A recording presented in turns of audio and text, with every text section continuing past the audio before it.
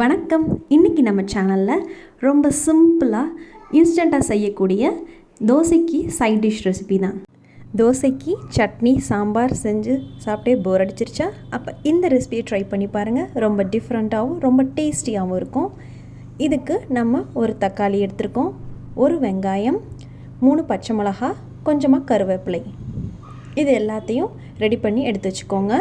இப்போ நம்ம கடாய் சூடு பண்ணிக்கலாம். கடாய் சூடானதும் எண்ணெய் 1 டேபிள் ஸ்பூன் ஊற்றிக்கோங்க. அடுத்து 1/4 டீஸ்பூன் அளவுக்கு கடுகு நல்லா வெடித்ததும் 1 டீஸ்பூன் அளவுக்கு கடலைப்பருப்பு சேர்த்துக்கோங்க. கடலைப்பருப்பு பொன்னிறமாக ஆனதுக்கப்புறம் நம்ம நறுக்கி வச்சுருக்க பெரிய வெங்காயம் அதை சேர்த்துக்கலாம். அதோட நம்ம பச்சை மிளகா நறுக்கி எடுத்து வச்சுருக்கோம்ல, அதையும் சேர்த்துக்கலாம். இதோட கொஞ்சமாக கருவேப்பிலையும் சேர்த்துக்கோங்க. இப்போ இது எல்லாத்தையும் சேர்த்து நல்லா வதக்கிக்கலாம். இது நல்லா வதங்கட்டும்.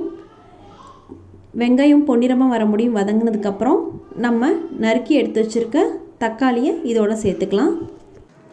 தக்காளியும் சேர்த்ததுக்கப்புறம் நல்லா வதக்கணும். மீடியம் ஃப்ளேமில் வச்சு நல்லா வதக்கிக்கோங்க. வெங்காயம், தக்காளி, பச்சை மிளகா, கருவேப்பிலை இது எல்லாத்தையும் சேர்த்து நல்லா வதங்கினதுக்கப்புறம் இதில் 1/4 டீஸ்பூன் அளவுக்கு மஞ்சத்தூள் சேர்த்துக்கோங்க.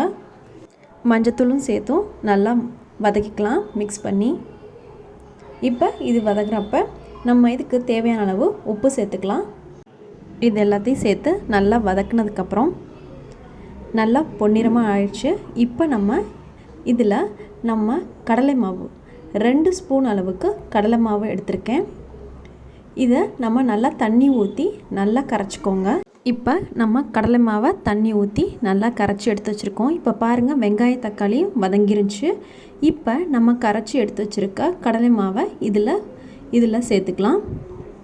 இந்த கடலை மாவு தண்ணியாக கரைச்சி வச்சுருக்கத நம்ம சேர்க்குறப்ப மறக்காமல் மீடியம் ஃப்ளேமில் வச்சுக்கோங்க. இப்போ இது நல்லா மிக்ஸ் பண்ணிக்கோங்க. கடலை மாவோட பச்சை வாசனை போகிற முடியும் இதை நல்லா நம்ம கொதிக்க விடணும். அதனால் நம்ம இதை மூடி வச்சு மீடியம் ஃப்ளேமில் வச்சு நல்லா கொதிக்க விடுங்க. ஒரு 2 to 3 நிமிஷம் நல்லா கொதிக்க விடுங்க. அந்த தண்ணி பதமாக இல்லாமல் கொஞ்சம் கெட்டியாகவும் ஆயிரும். இந்த பச்சை வாசனை, கடலை மாவோட பச்சை வாசனமும் போயிடும். இப்போ பாருங்கள், ரொம்ப சிம்பிளான சைட் டிஷ் ரெசிபி தோசைக்கு ரெடி ஆயிடுச்சு. இந்தளவுக்கு பதம் வந்ததுக்கப்புறம் ஸ்டவ்வை சுவிட்ச் ஆஃப் பண்ணிடுங்க. இது நம்ம இன்ஸ்டண்ட்டாக இந்த சட்னி சாம்பார்லாம் சாப்பிட்டு ரொம்ப போர் அடிக்கும்போது இது மாதிரி செஞ்சு சாப்பிட்டு பாருங்கள். ரொம்ப டேஸ்டியாகவும் இருக்கும், ரொம்ப சிம்பிளாகவும் இருக்கும். இந்த ரெசிபியை ட்ரை பண்ணி பாருங்கள். பிடிச்சிருந்தால் லைக் பண்ணுங்கள், ஃப்ரெண்ட்ஸ்க்கு ஷேர் பண்ணுங்கள்.